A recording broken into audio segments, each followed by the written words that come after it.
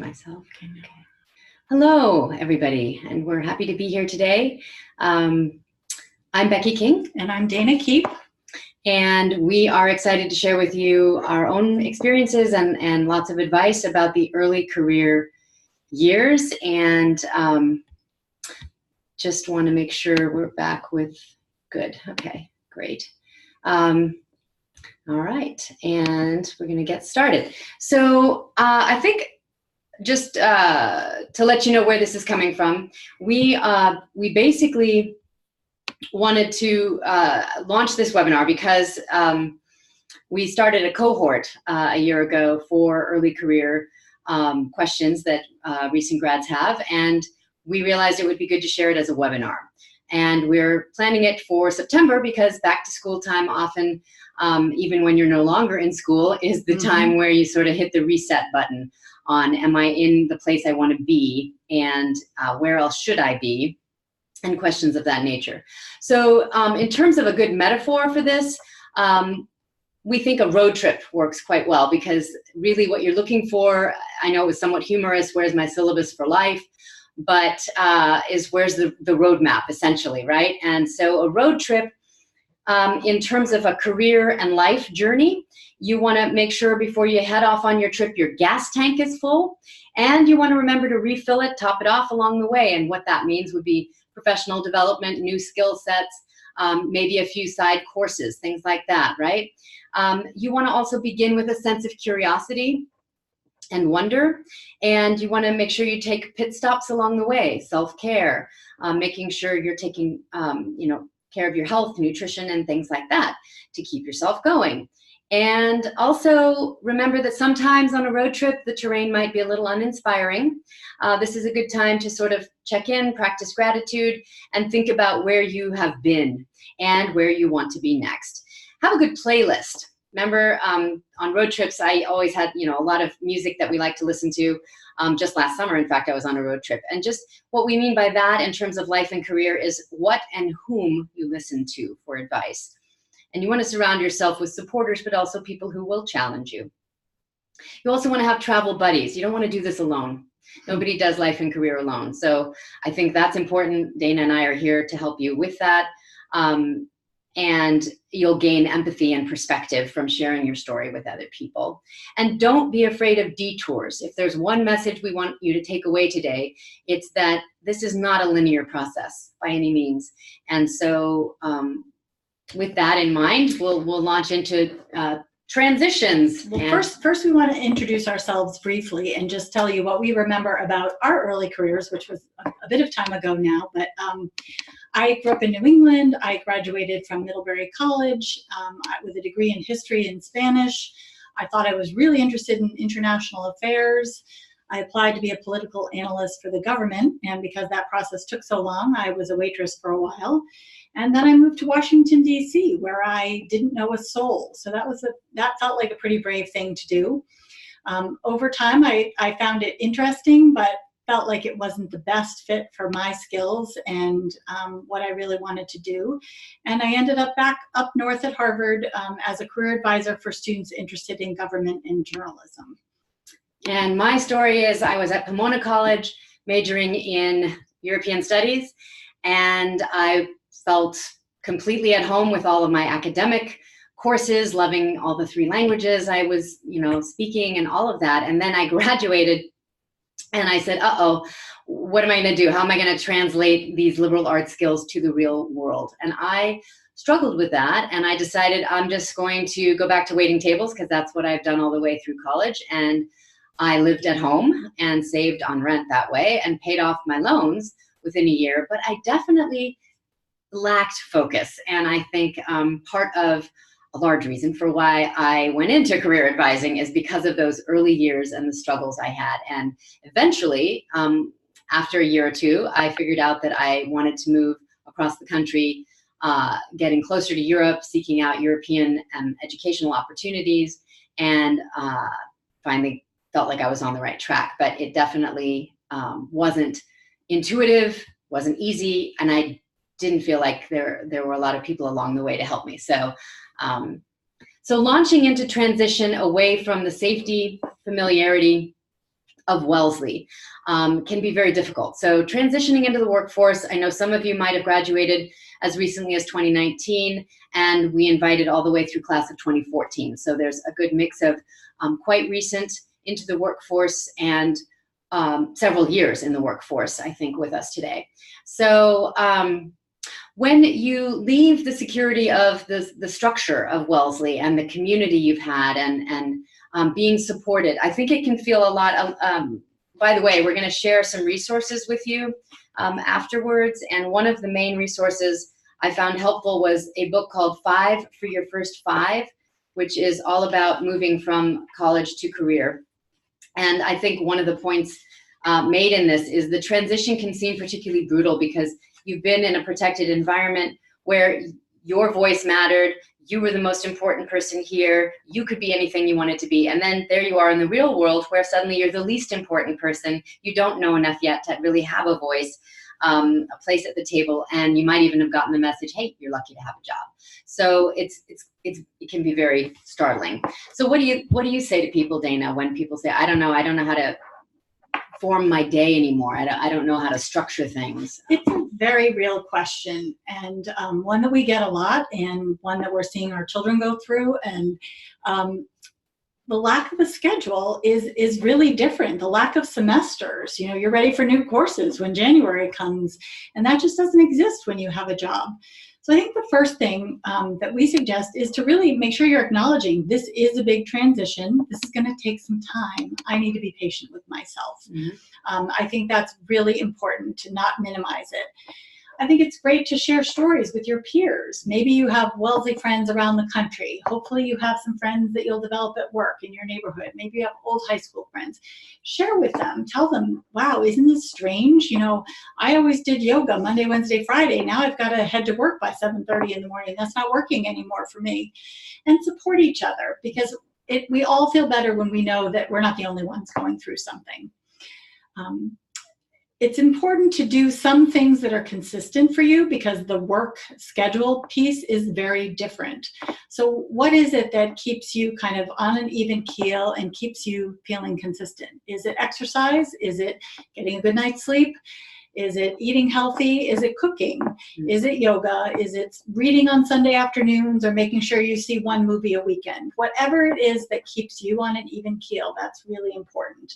And if you're feeling unsettled, you can check in with yourself and say, maybe I need a little more of that. Finally, I think it's important in all stages of life, but to keep a sense of humor. We want you to take your work seriously. We don't want you cracking jokes at the morning meeting or anything like that. But it's not a bad idea to be able to take yourself a little bit more lightly, and with your friends to share some self-deprecating humor, some stories, some funny situations that you found yourselves in. Because again, no one does this alone, and when we share our stories and laughs with each other, it's a very comforting and supportive way to go. So those are some suggestions that we have for just acknowledging that this is a big transition. Mm-hmm. And I think, seeking as quickly as you can, friends, community, advisors, you had that obviously all around you at Wellesley, and moving away from that can be scary, no doubt. And making new friends, especially when you move. And we've just shared with you, we both moved into new areas, moving across the country. And I think that the challenge there is just, where do I go to, meet people who share my interests? The good news is that that's really what networking is about, is finding people who share your interests. And so when you hear that word, instead of thinking ick networking, definitely want you to focus on how that just builds rapport with people who share your interests. And by the way, there will be a webinar in December solely about networking.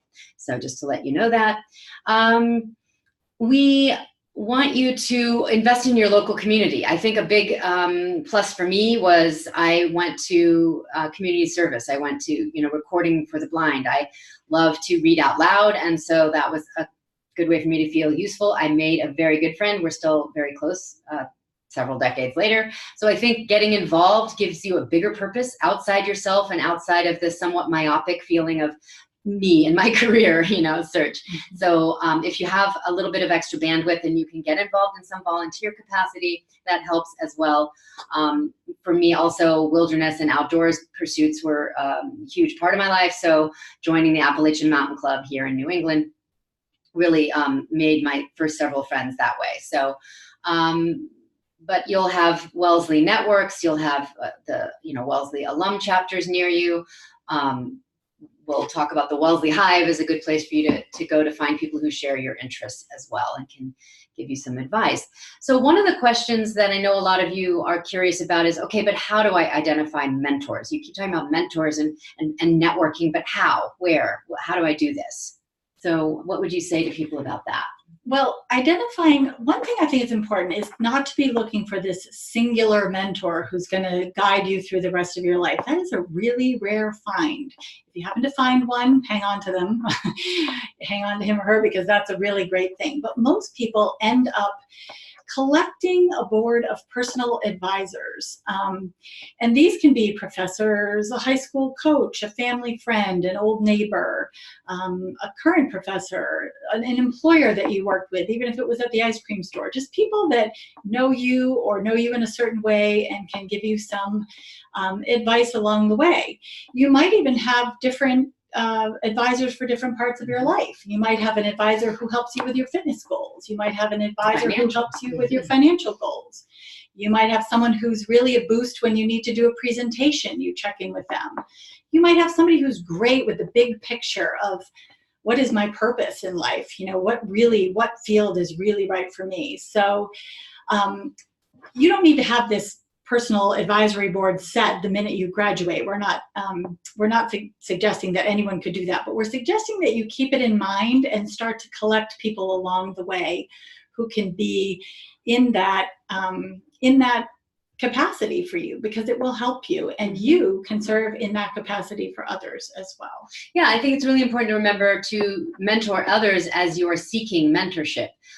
Numerous studies have come out about the benefits both ways, right, of paying it forward, and also you don't feel like you're just asking for something, you're giving back something. And I think that it helps you grow, and people of all ages and stages can be in your advisory board, people who know you well. We've talked about family members, but also don't forget, especially coming, fresh out of college, faculty, advisors that you knew well, and they can speak to, knowing your academic strengths. And eventually, if it comes time for you, for grad school, maintaining that connection will be helpful, and making sure to have, inside and outside of your industry when you're looking for the advisory board variety there. So something else we hear a lot is, okay, so I have this confession. I haven't found my one true passion yet. What do you say to that, Dana? Wow, do we get this question a lot? And I was one asking this question too in my 20s. We get this question so often, and usually the tagline added to it is, I haven't found my one true passion, but everyone else has. Yes. And the first thing that I only learned recently is that actually 80% of people fall in the I haven't found my one true passion category, and about 20% seem to have something that they've known, since they were 6 years old. They always wanted to be an orthopedic surgeon or something like that. So they're out there, and it's not that you haven't met some of them, but really the majority of us are in this other group where passions are built and developed. You may be thinking, I just haven't been standing in the right place for lightning to strike me and let me know what my passion is, but it's probably not going to happen that way. We tend to overestimate that moment of inspiration and underestimate the power that we have in building and developing what we want to do. So that means trying a job, learning from it, shifting right, shifting left, moving forward, trying something else, adding some new skills. It's all about building and developing. We have a couple of great articles for you to read in the resources that we'll send you later about this very question, because I think a lot of people have received the advice, just go find your passion, and it may not be quite the right advice. And also just, keep in mind that really we're pretty bad at most things when we first try them. It's rare that it's an innate talent, right? That just comes naturally the first time you try something, right? Certainly, if you think of babies walking and talking, there's a lot of, missteps along the way. So don't feel like you're supposed to just pick it up and be perfect at something. And I think it will just spring fully formed out of you. I think that's absolutely. There are also, you may have a goal or an idea or a general idea of where you want to go, but there are multiple ways you can get there. You could reach, maybe you want to work for a company analyzing data to help them make better strategic decisions. You could do that by starting in finance. You could do that by starting in data analytics. You could do that by working in marketing. I mean, there are different ways to get there. And all of those ways involve what Becky just mentioned, and that is starting at not being so great at something and moving towards it. Carol Dweck, who's a Harvard psychologist, wrote a book about growth and fixed mindsets. And so we hope that all of you in your 20s have a growth mindset where you're thinking there's almost nothing that I can't do with enough learning and hard work. The growth mindset says, I have a challenge, I'm going to try, I can do this if I keep working at it. And the fixed mindset says, I'm terrible at geometry, I'll never be good at geometry, and geometry is hopeless for me. Now, fortunately, there aren't that many jobs that require geometry, but anyway, I think that's a really important thing to keep thinking as you're thinking of the multiple ways you could travel to get to where you want to be. People come to us all the time and say, I'm 24 and it's probably too late for me to, change careers. And you're likely to have several careers in your life. So it is most definitely not too late. Being in your 20s, you can absolutely change direction and even beyond that. So we hope that that will be a calming thought for you, and you can just realize that whatever you're doing, it can be part of your path. And hopefully you're thinking a little bit about, what do I want my purpose to be? What is success for me? And you're starting to develop that. You don't have to have a fully formed idea, but those are things that are, as you try out different workplaces, those are some things that you'll be developing. I want to point out too, I was just listening to a podcast the other day, Meg Jay, who's PhD from Berkeley in clinical psych. She wrote a book about being in your 20s and how it's a defining decade. And she points out, I think it was a good metaphor, your brain is growing rapidly, you're learning so much, so fast, but you haven't had the life experience yet to know what to do with it all, right? So you can feel sort of like you're in a minefield where everything is new. I'm in a new apartment, a new city, a new job, I've got a new boss, a new everything. And I just feel like everywhere I go, I'm making mistakes. I'm in this minefield. And I think it's important, as Dana said, you'll change, you'll grow, and take it in stride.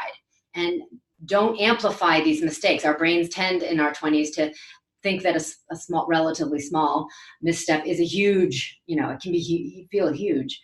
So moving on from that. Excellent. So those were the themes that we hear a lot about when people are transitioning from school to the workplace. The next category that we'd like to talk about a little bit is navigating the workplace. What are some things that come up when you're actually in your first or even second job that might be common to the questions we receive?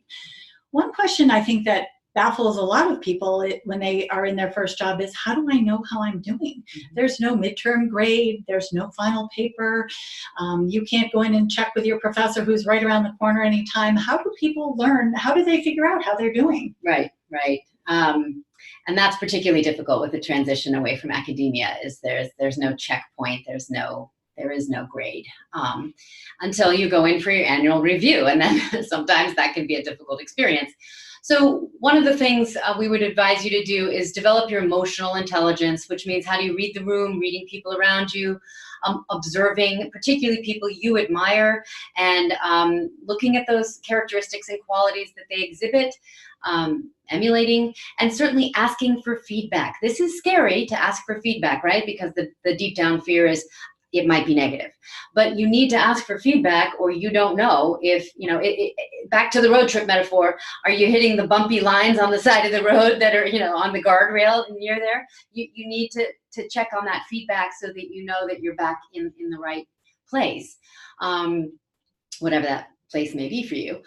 So asking for recognition, I think that's important, and there is a disconnect, I think, between our expectations of supervisors to be focused on us and our needs, right? And we're hoping that they're looking out for our best interests, and they are for the most part, but they're also really busy promoting the company and the company's needs, and they're scattered in a number of directions and pulled in a number of directions. So it's really up to you to make it clear what your needs are, and check in and ask for that feedback. And, and quite honestly, knowing that, 1 in 3 employees doesn't feel fully recognized, or, so if you're feeling that way, you're not alone, is my point on this. And that if you can improve your relationship and help your supervisor to help you, is really what I'm saying. By that, what do I mean? Well, keep a list of your accomplishments, the things that you're proudest of, the things that you feel like, I really knocked it out of the park. I want to make sure I don't forget about that 3 months from now. So you keep a running list, and 1, it boosts your confidence, right? It can be your sort of like happy folder that you open up to remind yourself of things that are going well if you're in a difficult situation. But also, regardless, it will come in handy when you sit down for your review. Mm-hmm. And you'll be able to say, this is all that I accomplished this year, setting goals for next year, moving forward. These are the things I'd like to try. I just want to zero in on one thing there, Becky, about asking for feedback. We're not talking about asking on a daily or a weekly basis. Right. It's really important that you don't become annoying like that. So you might say to your manager or boss, I've just completed this project. I'd love to check in with you. Do you have a half an hour sometime? Right. And then you tell them how you went about it. Is there anything I missed? Is there anything you would have recommended I do differently? So you're both showing your initiative, and you're open and willing to constructive feedback, but it's certainly not something you can do, every day. Right. No, absolutely. But if you are doing, I don't know, a presentation, that would be a good opportunity to check back afterwards and make adjustments for the next time. It's all a learning experience. And also, I want to make the point of, don't fall into the trap of thinking that your worth is conditional, right? And it needs to be constantly earned. Because I think this kind of comes from a deep down feelings of the hunter-gatherer days where we had to fit in with a group, and that was the survival mechanism. But, nowadays you can get caught up in striving to do more and trying harder. And we're not saying you shouldn't try harder, by the way, but just that it can become a bit of a vicious cycle if you're not careful. And this is back to that mindfulness self-care piece. Remember, you are worthy and you are worthwhile from birth. So just know that going into this. All right. Okay. So how do I advance? That's quite often something we get questions about. And sometimes people are in quite a hurry to advance. And so then the question becomes, have I been here long enough? Am I due for a promotion? Or, do I just feel like I should have a promotion, but I really haven't been here long enough and I haven't paid my dues yet, right? So there's a when, and there's then the how do I? And I think this is a question where there's no clear answer. It depends on the organization, depends on you, it depends on if there are openings, it depends on the economy. I mean, there are many factors here. So I think some people are thinking it's just about me and what I've done. So here's what we would recommend. First thing is to think about your career as a jungle gym more than a ladder. A ladder is kind of an outdated image these days. A lot more people are moving forward by climbing in different directions. Like a crab. Forward, like a crab. Sideways, upward. Absolutely. So that's a piece of it.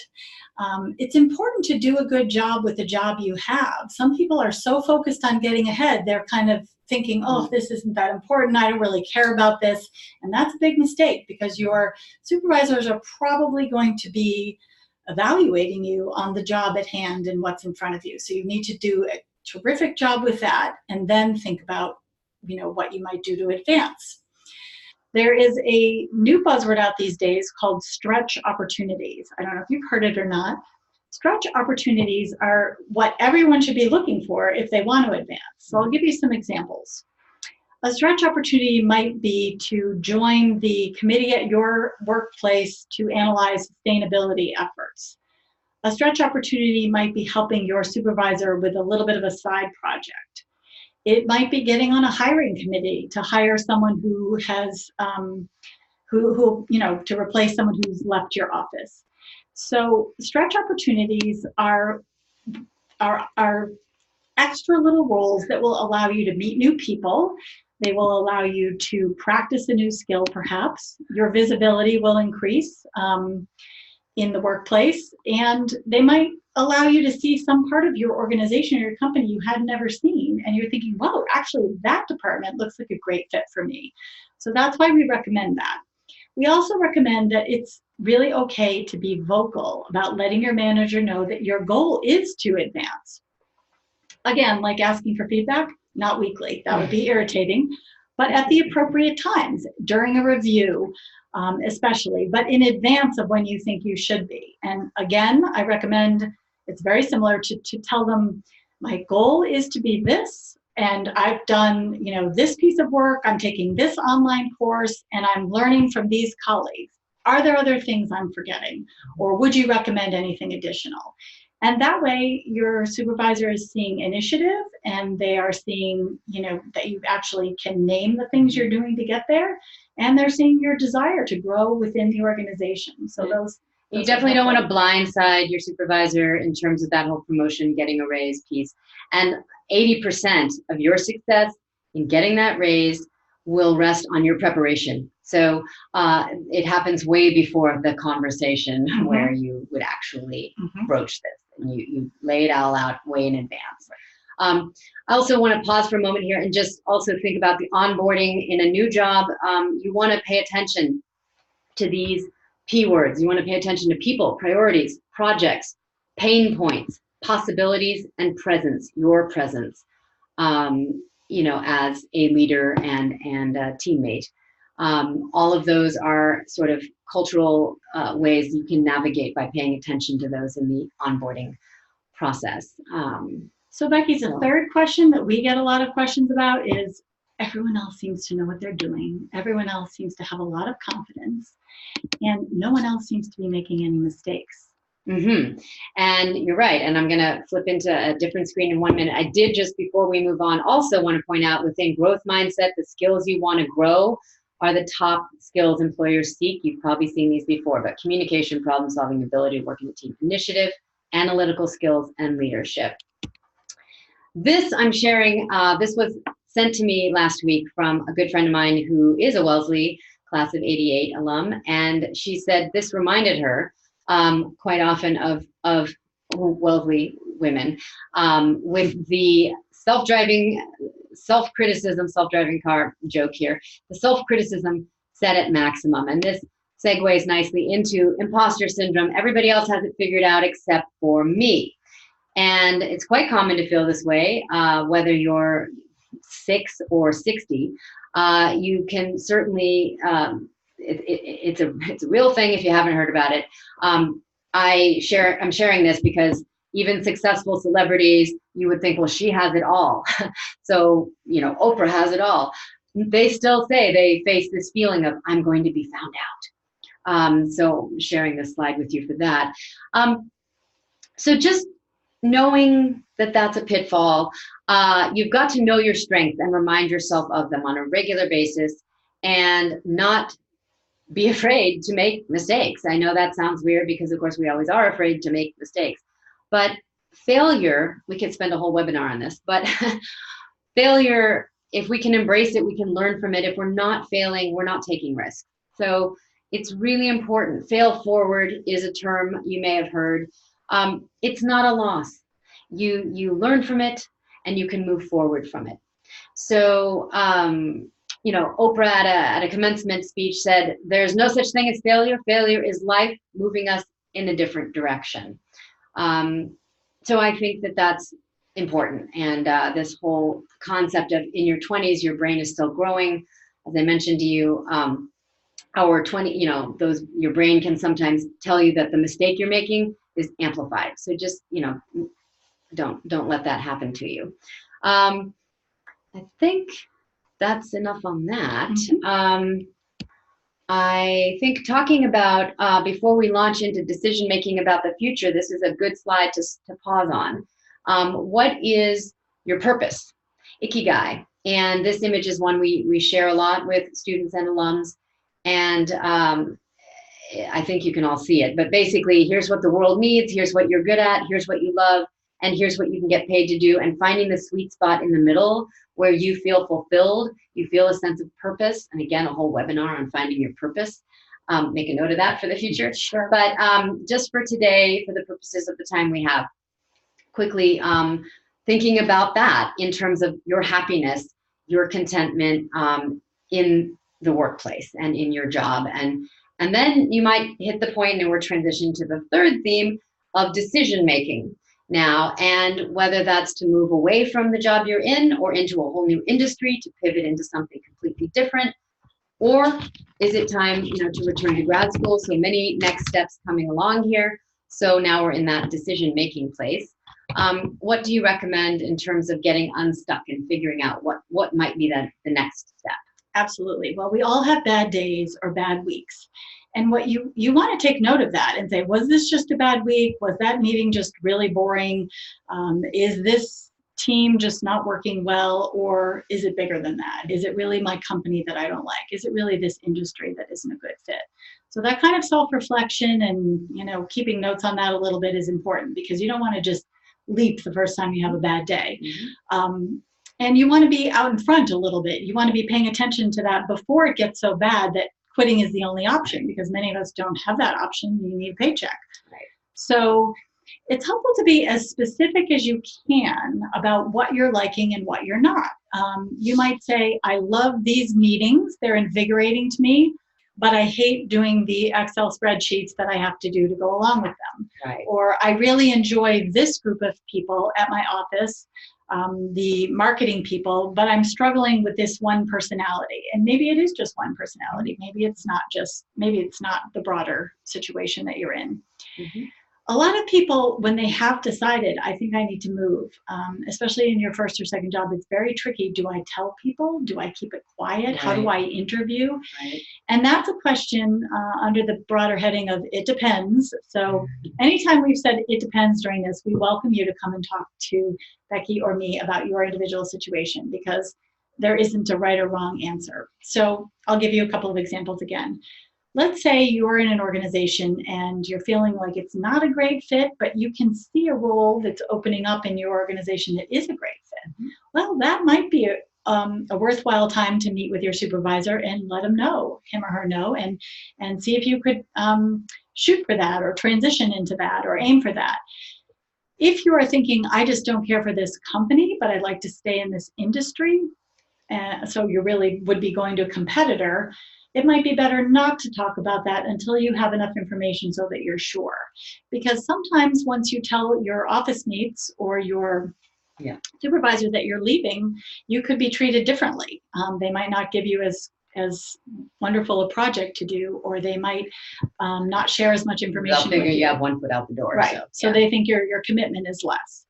So I think that is very important. And of course, you knew we were going to say this again. When it is time to think about transition, you want to be talking to people who are in that field that you're interested in, or in that company that you're interested in. Because when you have conversations with them, they will either confirm or deny what you're thinking. You'll say, yes, this is sounding more exciting. This is the direction I want to head. Or, you know what? Maybe actually it's not so bad at my company after all. Yeah. So I think those are some ideas that we would offer if you're not feeling like you're in a place that's a great fit and you really think you're going to have to make start a job search or make a pivot. Yeah, absolutely agree with that. And I think also thinking about what it is that how do you define success, and how, if you're feeling restless, right? We hear this often. Things aren't bad. I mean, I like my job okay. I like my colleagues. I just feel like there should be something more. There's this sort of vague feeling, right? How are you defining what that success arrival means to you, right? And what is ultimately your goal in happiness too? Is it to, feel fulfilled every day? Does that actually happen? And back to the road trip metaphor, remember there are going to be periods in the road trip where the terrain is monotonous. That happens. Mm-hmm. You don't want that to go on and on, obviously, but just a reality check here. Not every day is wow, Mm-hmm. I've never ever heard from anyone that every single day was wow. Absolutely. But you want it certainly to be the majority of Right. your day, and you do want your job to give you energy, and you do want to be learning from it. But that you can break that down right into, I'm not at the point success meant to me. Well, why did it mean that? What are the pieces that are missing? And that gets back to what Dana shared about asking yourself specifically what's missing, so that you know. All right. A very common question or concern, I should say, that people share with us a lot is, I feel like I just wasted 2 years. And we know that if you are a Wellesley student, you're used to being efficient. And so to be in a job that you're not thinking is a great fit for 2 years feels inefficient. So what advice do we give them? Yeah, I think this is a hard one, because we tend to beat ourselves up, and then we tend to say, oh, I just wasted time. I wasted a year. I wasted 2 years. Nothing is a waste. We firmly believe this. Everything will inform your narrative, right? Your narrative, your arc, your life. This is part of who you are. Honestly, looking back at this Ikigai, all of the overlapping circles, that's part of, the relationships, the work, the job, the volunteering that you either loved or didn't love, right? It's like when you're trying new foods for the first time, right? I mean, as a child, right? Beyond chicken nuggets. Oh, that's too spicy. Oh, or Goldilocks. This is too hard. This is too soft. This is just right. And it isn't a waste. It's a process you have to go through in order to be able to clearly see what works and doesn't work. And I think it's also important that what you don't like, you value that as much as learning what you do like. Mm-hmm. And finally, just remembering that these lessons, the detours of your road trip, if you will, are important for the mm-hmm. full experience. I have yet to hear, of a road trip or a vacation where there wasn't a slight glitch somewhere, things that went unexpectedly in a certain direction. Sometimes it's refreshing and wonderful, and sometimes it turns into a bit of a hassle, and yet it was learning experience mm-hmm. either way.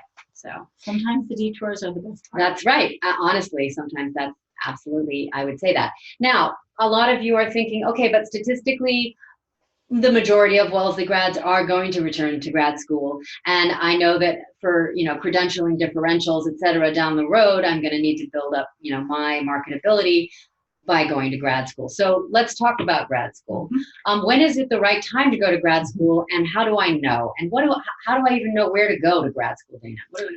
This, again, goes under the it depends category, because it's different for different people. And there isn't actually, usually there's not just one small window that if you miss it, you're done.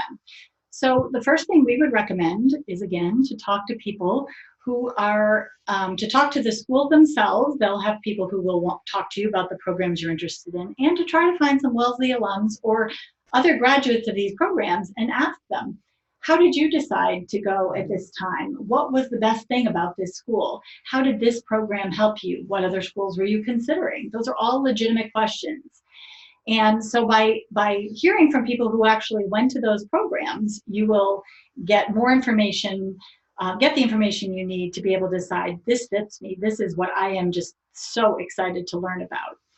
You might also think about different options, online courses, certificate programs. Maybe a certificate in public relations is all you need. Maybe a certificate in data analysis is perfect for you. Maybe you don't need an MBA. Maybe you don't need a master's degree.